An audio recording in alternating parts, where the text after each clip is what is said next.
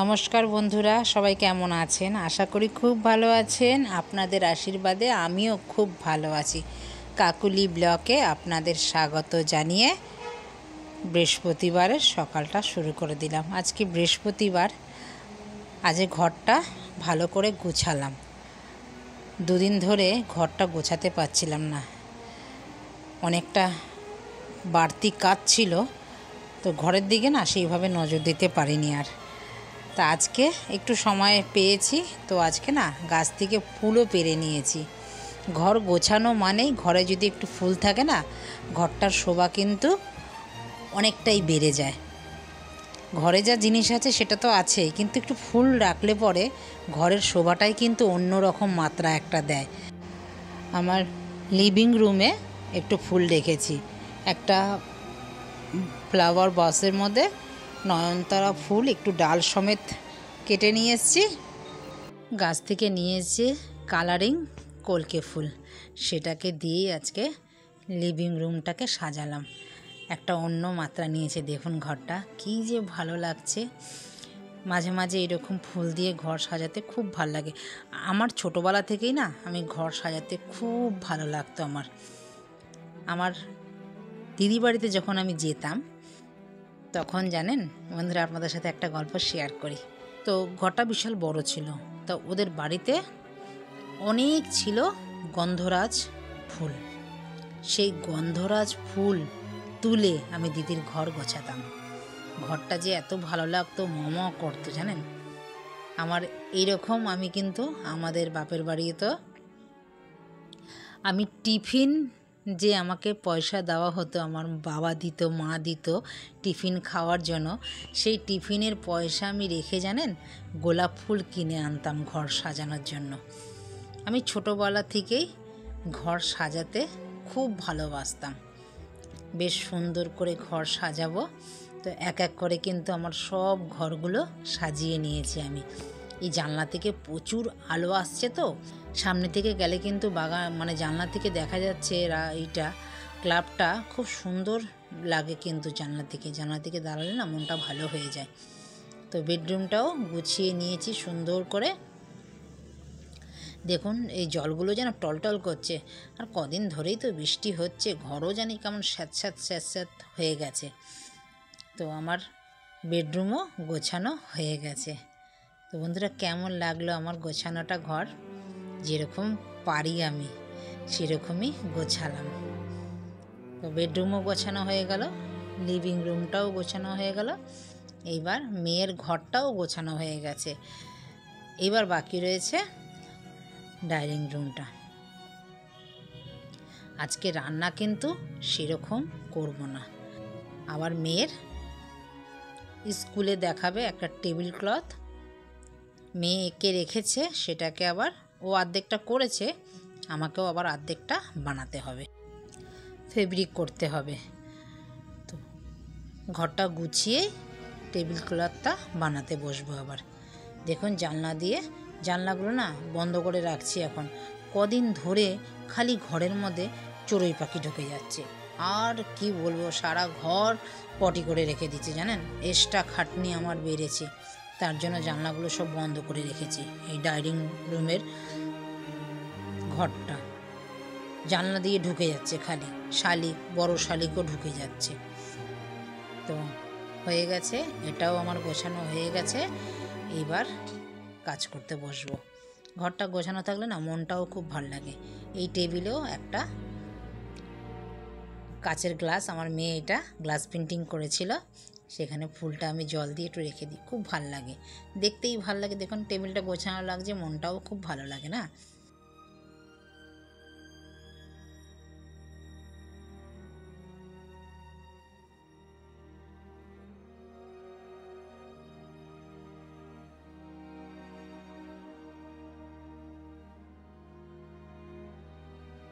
বলতে বলতেই দেখুন কীরকম মুষলধারা বৃষ্টি নেমেছে। পুকুরটা পুরো সাদা হয়ে গেছে, এপার থেকে ওপার দেখা যাচ্ছে না। দেখুন প্রচুর বৃষ্টি হচ্ছে, মুষলধারা। বড় বড় ফোঁটা যাকে বলে। দেখুন পুকুরটা পুরো কদিন ধরে তো প্রতিটা দিন যেন বৃষ্টি হতে, এই সপ্তাহ এখনও বৃষ্টি যেন কমছে না কিছুতে, আর তেমনি ডাকছে বিদ্যুৎ। চলুন এবার মেয়ের টেবিল ক্লথটা বানাতে বসে পড়ি। হলুদ রং দিয়ে বানাবো, এটা মেয়ে এঁকে দিয়েছে, ও অর্ধেকটা করে উঠে পড়েছে, ও তো আবার বেরিয়ে পড়বে স্কুলে।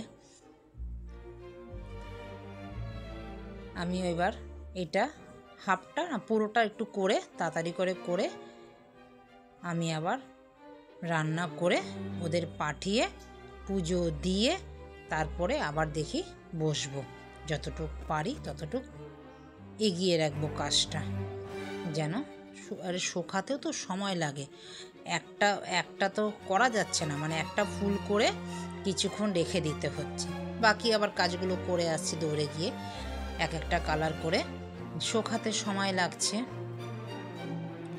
ফেব্রিক তো শোকাতে সময় লাগে, সেটা তো জানেন বন্ধুরা আপনারা সবাই। তো এই একটা করে করছি আর একটা করে শুকিয়ে আবার আসছি, বাকি কাজগুলো করছি, আবার চলে আসছি বানাতে, কেন মেয়ের এটা জমা নিয়ে নেবে। এরকম কাজ আমি বহু করেছি, আমি তো হাতের কাজ করতে ভালোবাসি, আমার কিন্তু এইসব জিনিসই বেশি ভালো লাগে করতে। আমি কোনো সময় না জানেন বন্ধুরা সময় নষ্ট করি না, যখনই এক রাতে ঘুমানো ছাড়া যতক্ষণ আমার চোখটা খোলা থাকে ততক্ষণই কিন্তু আমি কাজ করতে থাকি, কিছু না কিছু করতে থাকি, তো আমার এইটাই কিন্তু বেশি ভালো লাগে। আমার কিন্তু এবার এক করে সব হয়ে গেল জানেন।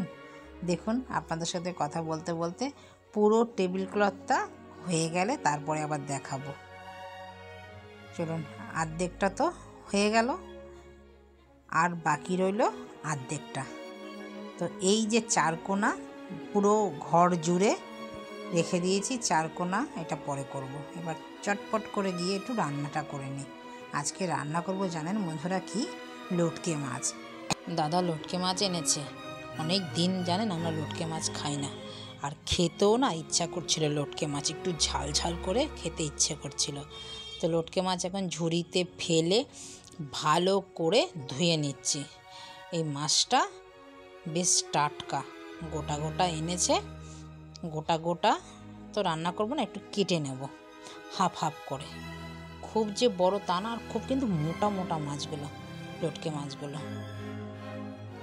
তো লটকে মাছ বন্ধুরা কে কে আপনারা খান আর আমি কিভাবে রান্না করি পুরো ভিডিওটা কিন্তু দেখতে থাকুন। আমরা লটকে মাছের ঝুড়ো খাই না, পুরো একদম মাখা মাখা গোটা গোটা থাকবে। তো আমার কিন্তু মাছ ধোয়া হয়ে গেছে, ঝুড়িতে ধুলে বেশ ভালো হয়। একটু নুন মেখে রেখে দিয়েছিলাম, এই দেখুন এতগুলো লটকে মাছ এনেছে। আমার মেয়েও খুব ভালো খায়, আমি তো খুবই ভালো খাই, আপনাদের দাদাও ভালো খায়। তো নুন মেখে এখন রেখে দিই, পেঁয়াজগুলো ততক্ষণে কেটে নিই। পেঁয়াজ লঙ্কা আদা রসুন দিয়ে ভালো করে ঝাল ঝাল করে আজকে লটকে মাছ বানাবো। নুনটা মেখে রাখলে কি মাছের থেকে জলটা একটু বেরিয়ে যায়, লটকে মাছে তো জানেন অনেকটাই জল বেরোয়, যেহেতু সামুদ্রিক মাছ এটা অনেকটা জল বেরোয়, কড়াইতে দিলে পরেই জল উঠে যায় অনেকটা। তো কড়াই গরম হয়ে গেছে, দিয়ে দিলাম তেল, তেল দেওয়ার পরে দিয়ে দিলাম পেঁয়াজ। পেঁয়াজটা যতক্ষণ ভাজা ভাজা না হবে একটু নেড়ে চেড়ে নেব। একটু নুন দিলে না পেঁয়াজটা দেখবেন একটু মজে আসে, তাড়াতাড়ি ভাজাটাও হয়ে যায়। পেঁয়াজটা দেখুন আমার ভাজা ভাজা কিন্তু হয়ে গেছে। এবার দিয়ে দিলাম নুন, নুন দেওয়ার পর আবারও ভালো করে নেড়ে নেব, একটু ঢেকে দিলে আরও পেঁয়াজটা নরম হয়ে যাবে। দেখুন ঢেকে দিলাম, তারপরে দেখুন একটুখানি আবার ঢাকনাটা খুলে দেখছি পেঁয়াজটা কিন্তু একদম হয়ে গেছে। আর লটকে মাছ কিন্তু আমরা মশলাটা দিয়ে ভাতটা মাখি আর মাছটা ভরিয়ে খাই, আমরা এইভাবে খাই জানেন। এবার দিয়ে দেব আদা রসুন কাঁচা লঙ্কা পেস্ট, ভালো করে নেড়ে নেব। এবার দেব হলুদ। হলুদ দেওয়ার পরে ভালো করে একটু নাড়ব, একটু সামান্য দেব জল।